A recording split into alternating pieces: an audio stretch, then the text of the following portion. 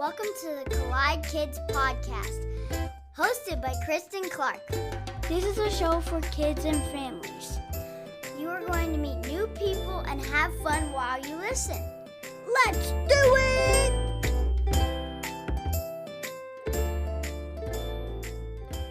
Hey, y'all, welcome to the Collide Kids Podcast and happy Memorial Day week. I am your host, Christen Clark. The Collide Kids Podcast is a show for kids and families where we learn together how life and faith collide. Thank you so much for being here and spending this time with me. Hey, if this is your first time listening, I just want to say welcome. I am really glad you're here too. Be sure to listen to the end of every episode. That's where we have the kids only segment where kids just like you get to be on the podcast. Well, I am so excited about all the fun things that are about to happen this summer. And I wanted to let you know that we only have 4 more episodes for this season because during the summer months, I like to take a little bit of time off. I call it my Sabbath time. You know, like Sabbath, we think of that as Sundays or days that we take some rest. And that's what I do during the summer for the month of July and a few weeks, maybe in August, as we're starting back with school. So you want to definitely tune in for this month of June because this is going to be the last month until we kick back off the new season in the fall, which I'm so excited for as well.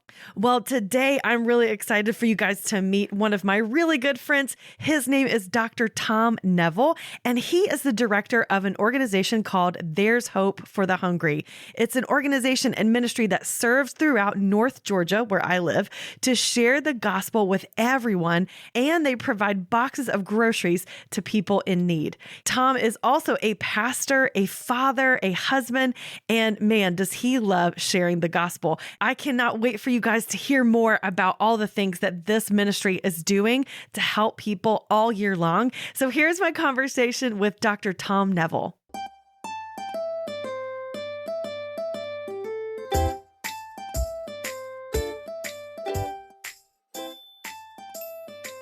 Well, Tom Neville, I am so excited to have you on the Collide Kids Podcast. Thank you. It's great to be here. I'm thankful to have this opportunity to be a part of it. Yeah. So I love when I get to have my friends on the show. And I've known you for a long time because we used to work together at a church years ago. But would you just introduce yourself? Tell us a little bit about who you are and what you do now. Hello, my name is Tom Neville, and I am part of a ministry called There's Hope for the Hungry. There's Hope for the Hungry is a ministry that distributes food all over North Georgia.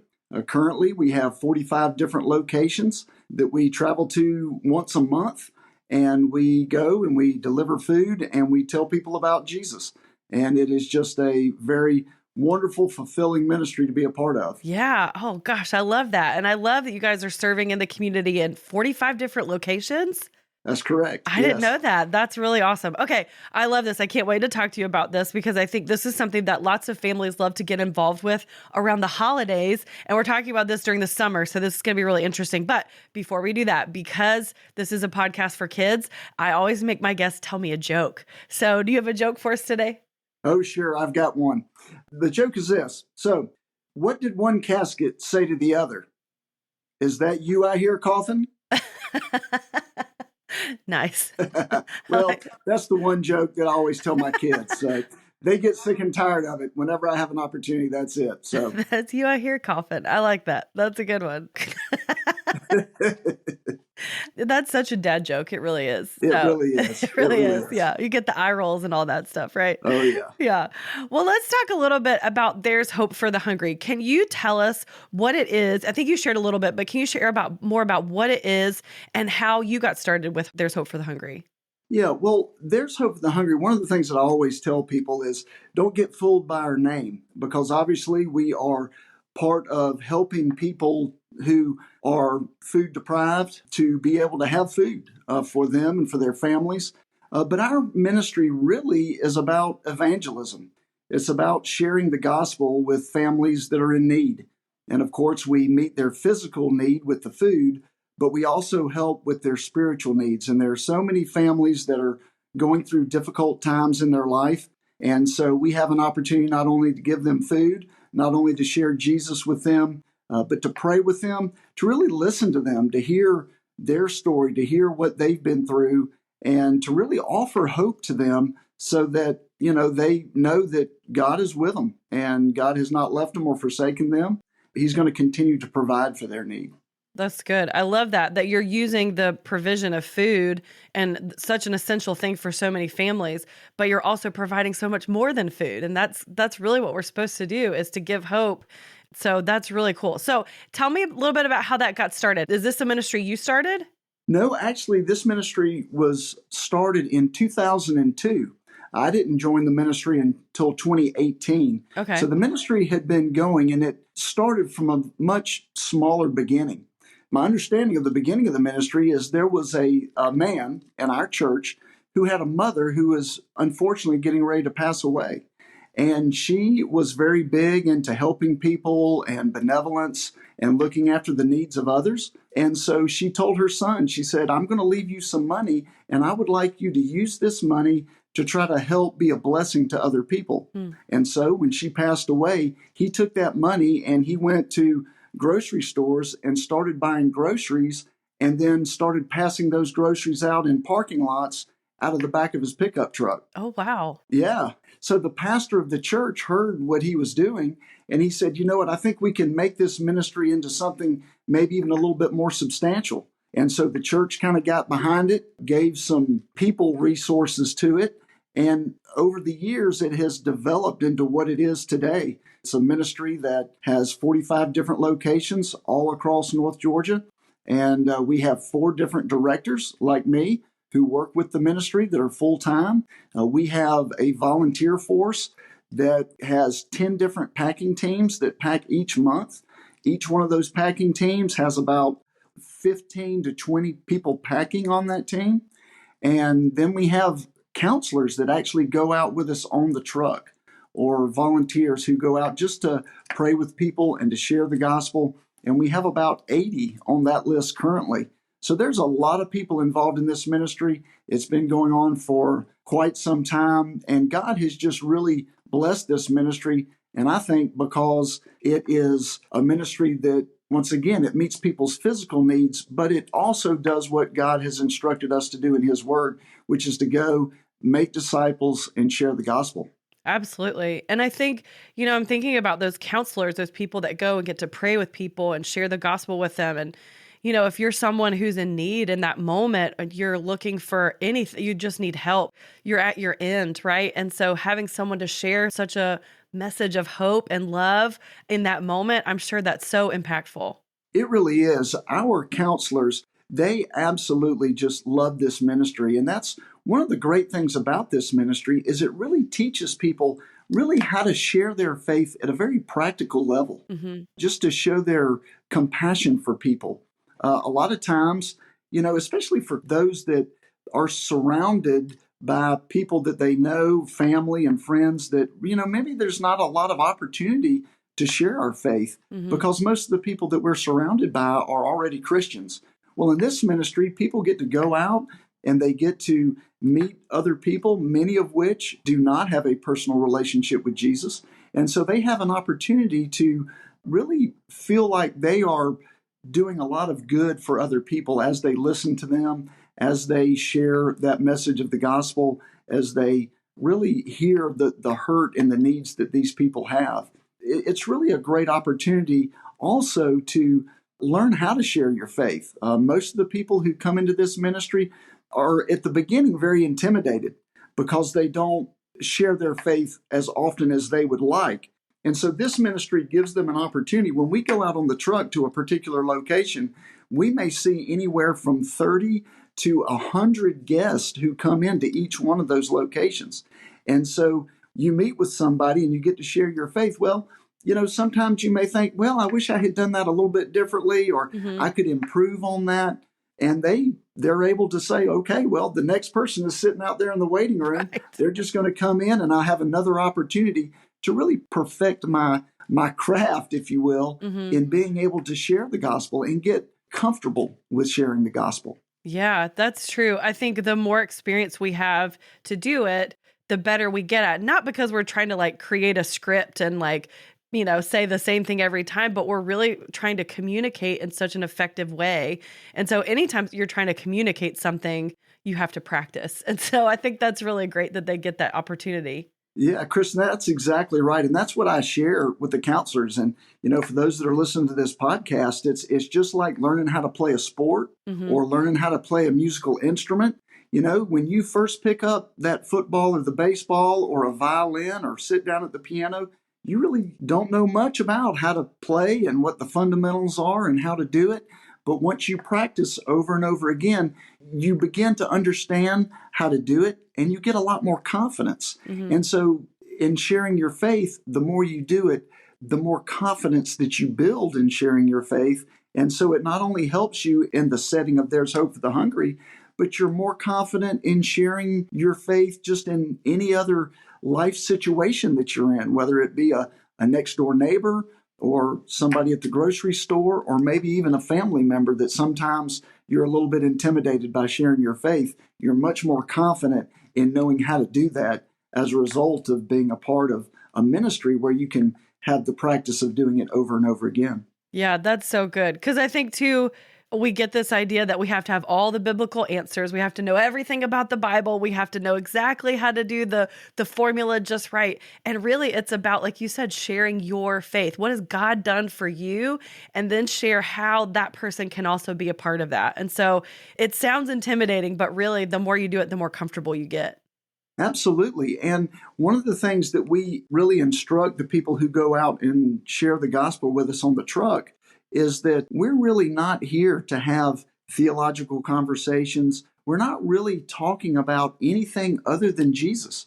So you don't have to feel like you have to be an authority on some kind of, theological topic Yeah. or some scripture. That's really not the purpose. If you're a Christian, if you understand who Jesus is and what Jesus did for you on the cross and his resurrection and how your belief in that allows you to have eternal life, that's all you need to know in order to be able to listen to people, understand who they are and where they're coming from, and be able to share the gospel. Right. And I think you said a very key thing. You have to listen to the person you're talking to. So if you're having that one-on-one conversation, you really have to hear their story and hear where they're at and hear where their faith has gotten them so far. If they have no faith or they're not sure what they believe, then you're able to go in and share your story. And so I love that.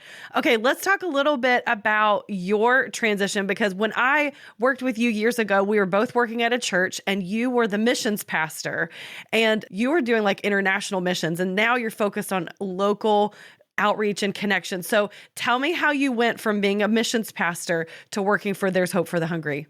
Well, I transitioned from being a missions pastor to doing even more international missions. I was working for a ministry that worked in the Middle East, in North Africa.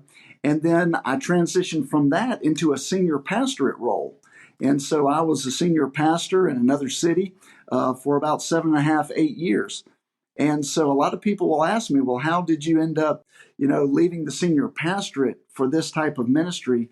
But really, my heart has always been missions. I've always loved sharing the gospel. I've always loved training others to share the gospel, getting other people involved in missions, because missions was really what lit my fire for Jesus, if you will. Mm-hmm. It was when I started going on some mission trips when I was in college. My faith really, even though I knew, a lot of head knowledge about Jesus, and I believe I was certainly a believer and it was very sincere, there was just something about missions that really turned that passion for Jesus up a notch. Mm-hmm. And so I loved the pastorate and loved doing what I was doing.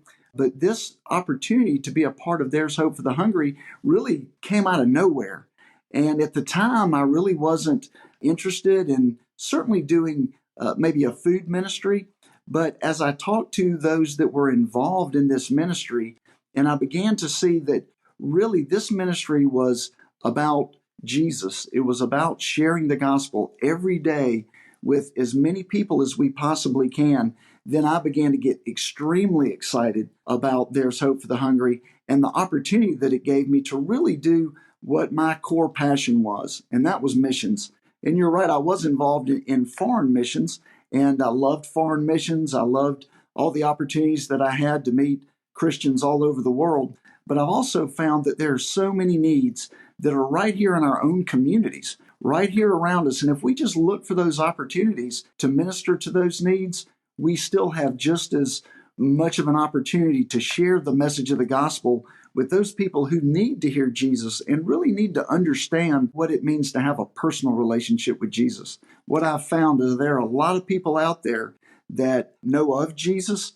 but they truly don't know Jesus. And so to have an opportunity to try to really connect with them on that level has really been very, very rewarding in my life. Yeah. And sadly, I think there's a lot of people that are in the church that know of Jesus, but they don't truly know him. And so I think it's really cool, like you said, how missions really lit a fire for your passion for Jesus. And so I love that you get to do that still while also providing food resources.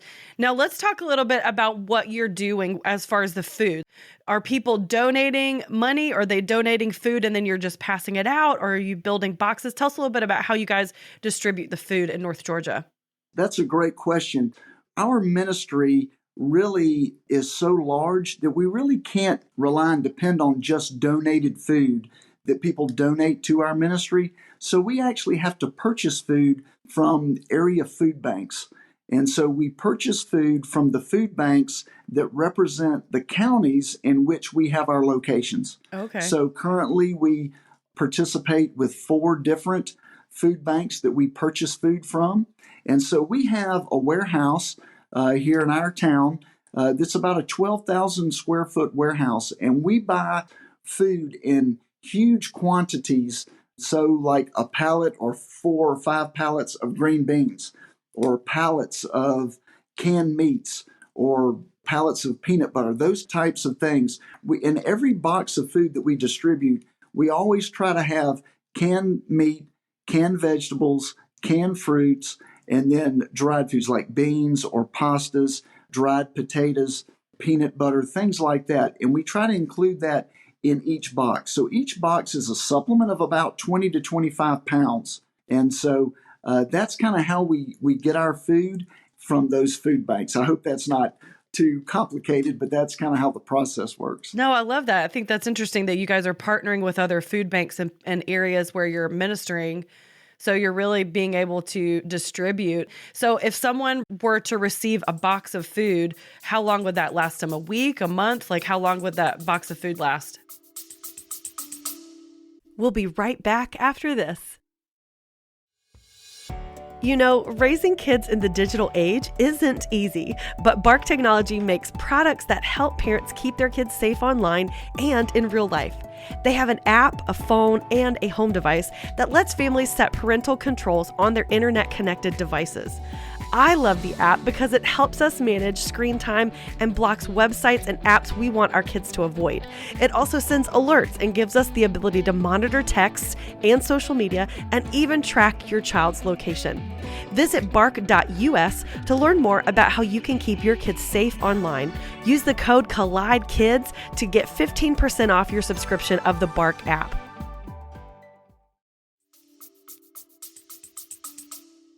Yeah, it really depends on the size of the family. Obviously, if it's a single lady, maybe a widow, that box may last them a week or more. If it's a family of 4, maybe it might last them several days. Really, what we offer is a supplement. It's just something that hopefully they can use the money that they would have had to spend at a grocery store, that they can use that money to go for other things. Maybe it's a power bill, maybe it's a house payment, that they can use those resources for other things. Yeah.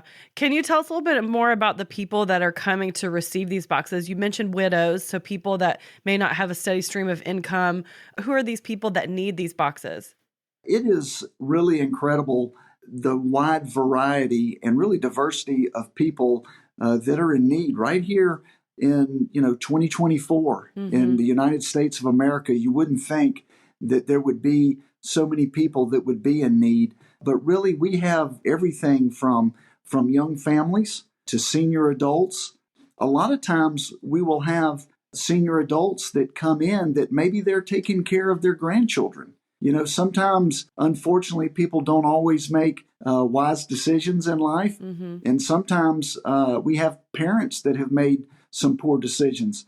And so their children are back living with their grandparents. And maybe the grandparents weren't really planning on that. They weren't expecting, in their 60s, 70s, and sometimes even into their 80s, taking care of children that are in elementary school. Others might be people who have medical issues. And so because they have been sick, or maybe they've been injured in some type of accident, that they're unable to work, that they can't physically go out and make a living. And so they are dependent on ministries like ours that help them be able to have food to eat. And so it really is just a wide variety of reasons why people need our ministry. But we're just so thankful that we have an opportunity to be able to provide this ministry for the people that come in to see us. That's awesome. And I love that you're able to do that and help so many people. How do people find out about, how do they find out to come and get food from you guys? Because you might be in all these different locations. How do they find out where to go get food? Yes, that is a wonderful question. Our ministry, we really can provide a lot of things for the churches that we partner with. Okay. And so when we enter into a partnership with the churches that we partner with, we tell them, we provide this ministry to them at no cost to the church. So that is a wonderful blessing to the churches that we partner with, because a lot of these churches are rural country churches that might not be able to have the resources financially to be able to support a ministry like this that can help those people that are in need. So one of the things that we have to rely on them for, and their main part of the partnership, is the publicity. So, for example, if we're going to go to a city in North Georgia or a town in North Georgia, then we're always going to be there on a particular day of the month. So if we're going to be in a particular city, we're always going to be at that local church, let's say the first Tuesday of the month. And so every first Tuesday of the month, we're always going to be there. So that church then will use resources like Facebook, local radio stations, newspapers, different types of other ministries in their communities to get the word out that There's Hope for the Hungry is going to be there the first Tuesday of the month.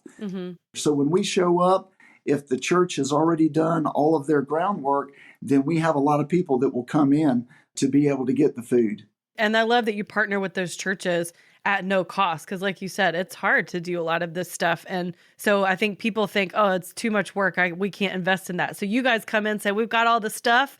You just have to get the word out. And they know of people, I'm sure, in their churches and their communities that would benefit from that. So that's really cool that you guys do that. Yeah. So I think our pastor announced this past Sunday how many people you guys have helped this year with There's Hope for the Hungry. So will you just give us an idea of how much you guys do in a year? Last year, we did right at 25,000 boxes of food. Wow. That is an incredible amount of food. So multiply those 25,000 boxes by 20 to 25 pounds. That really is an incredible amount of food that we are able to help people in the communities of North Georgia. I know that since the ministry began in 2002, our ministry has distributed over 9 million pounds of food. Wow. And so it is an incredible amount of food that we are able to distribute to the people that really need the help. That's incredible. Wow. 9 million pounds.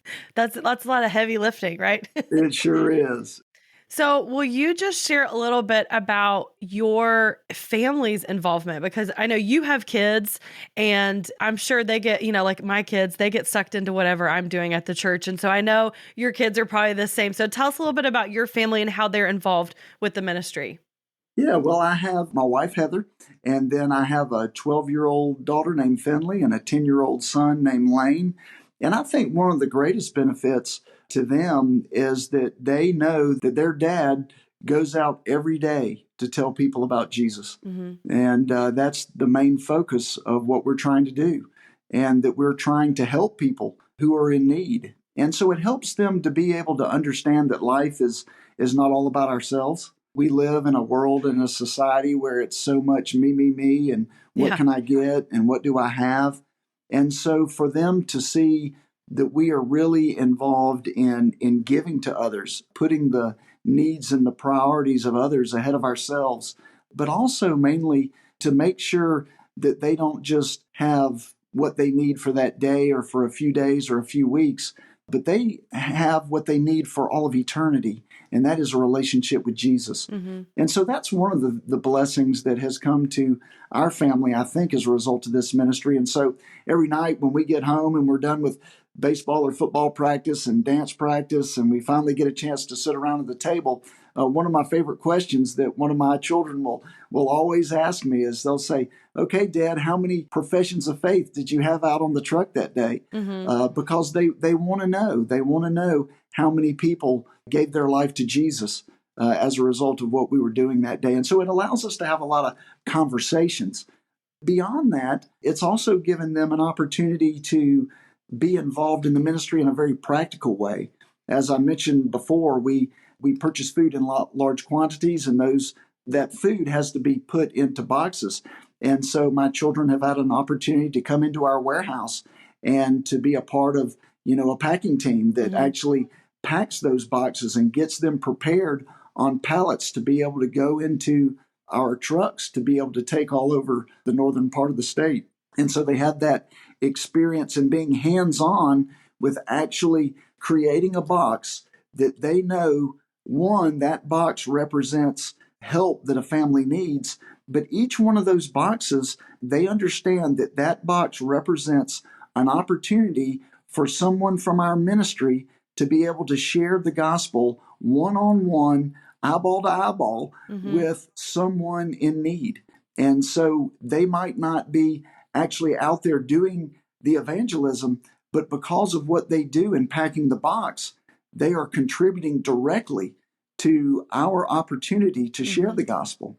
And then one really neat thing that my daughter has had an opportunity to do this year toward the end of school is to be able to go out on the truck with me. Oh, cool. And she has really enjoyed that. We get to go out on the truck together, and she will actually sit with me in the counseling sessions. And she gets to, one, see firsthand the needs that people have.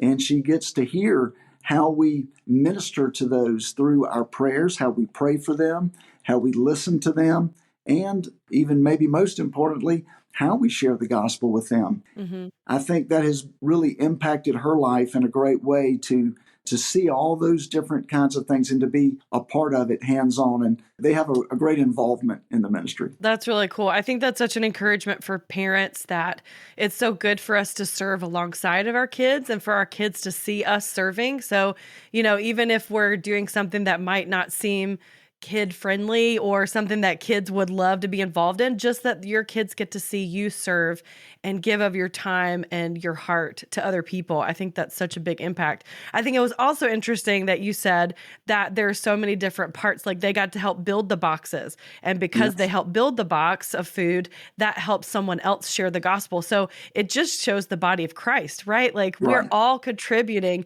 to the kingdom, no matter Yes. what we're doing. If we're praying, if we're serving, if we're building boxes or whatever, we can all contribute to that. And so that's really cool that we all get to be a part of that when we're involved in different ways. That's exactly right.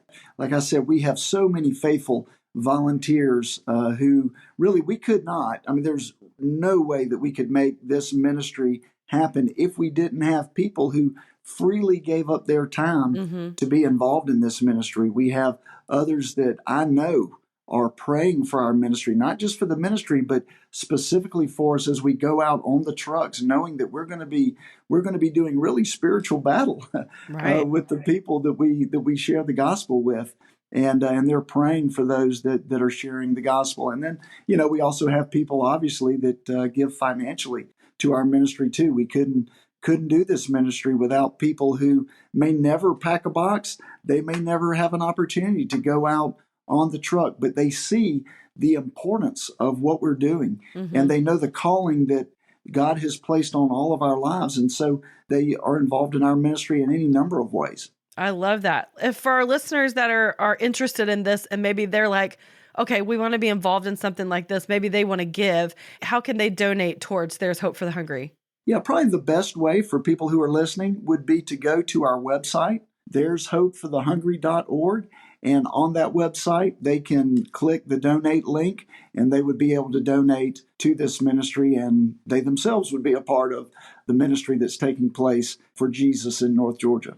And I know that you know this, but every little bit helps. And so even if your family is only able to give a small amount, or maybe if somebody, like I love all the kids during the summer that want to have lemonade stands or Sure. bake cookies and sell them and raise money for that. So this would be a great way for your family to do something and give back.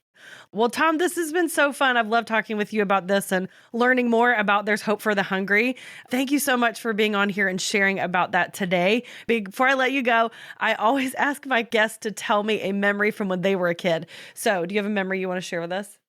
Yes, I would say that my greatest memory growing up would be we had a family tradition. It was actually a family tradition that was started by my grandparents way before I was born. Really, my mother and my father were just married when the tradition started. But we would always go as a family to Surfside Beach, South Carolina. Okay. And it started with my grandparents and obviously my mom and her sister and our two families. And so for years and years, we would go, and it would always be a time for me to spend with not only my grandparents and my family, but my cousins and my aunt and uncle. And that tradition has been going now for about 60 years. Wow. It's longer than I've been alive. And so we have continued that tradition. And it's just a wonderful time for our family to spend great time together now that our families have grown. Now, all the first cousins have children, and even their children have now started having children. And so now we have to get two houses side by side when we go. But it's just such a great time to spend that time together on the beach together, doing activities in the evenings together, having meals together. And now I'm hopefully passing that along to my children. And everybody knows 4th of July week, we're always going to be at the beach together. And it's something that we look forward to all year. That's good. I love that. My family does that too. We have cousins and relatives that we always like to go to the beach with, and it's so much more fun. And whenever we descend upon a poor restaurant, we're like, hi, we have a group of 29. You're like, okay. Can we just have the whole restaurant? Thanks. Exactly. It's so fun. Now we're all spread out all over the Southeast now. So it's, like I said, it's the one time when we can come together. Well, Tom, thank you so much for being on the show today. This was great. And I hope that lots of our listeners will check out There's hopeforthehungry.org and really get involved and donate towards this incredible ministry. Thank you again, Christen, for having me. It's just been a pleasure to be able to share this story, and hopefully it's been an encouragement to your listeners.